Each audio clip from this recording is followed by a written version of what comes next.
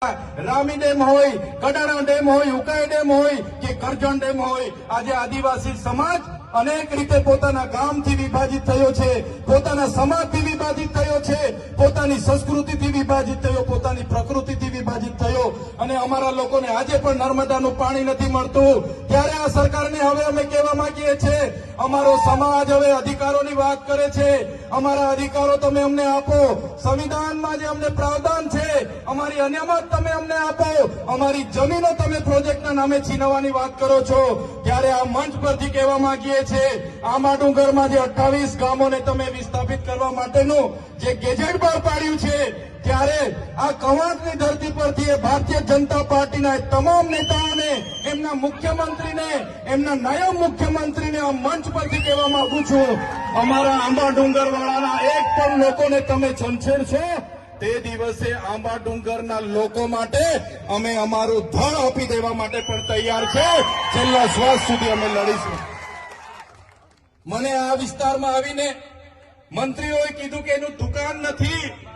મંત્રીને ખબર હોવી જોઈએ, તમારા પ્રદેશના નેતાઓ, તમારા દિલ્હીના નેતાઓ મારા માટે મંત્રી પદ માટે લાલ પીછામ બચાવીને ઉભા હતા, લાલ જાજમ પાથરીને ઉભા હતા।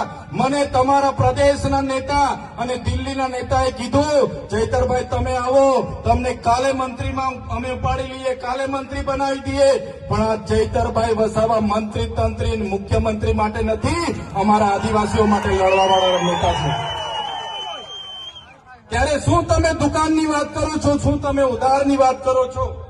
તમારી દુકાન છે તમે ઉધારની વાત કરો છો, તમારી દુકાન છે તો તમારી દુકાનમાં અમારા લોકોના જે જાતિના, અમારા ઓરિજિનલ રાઠવાઓને આજે જાતિના પ્રમાણપત્રની તકલીફો પડે છે, તમે એમના પર 15 જાતના પુરાવા માંગો છો।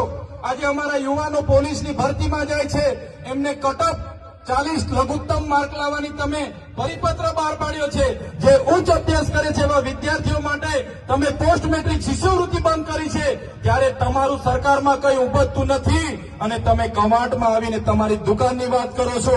આ એ ચૈતર વસાવા છે, આદિવાસી વિદ્યાર્થીઓને જે ઉચ્ચ અભ્યાસ કરે એમને પોસ્ટ મેટ્રિક શિષ્યવૃત્તિ સરકારે બંધ કરી હતી, એ સરકારને ઝુકાવીને 460 કરોડ રૂપિયા અપાવવાની ફરજ પાડી એ ચૈતર વસાવા છે, તમારા જેવા માય કાંગલા નથી।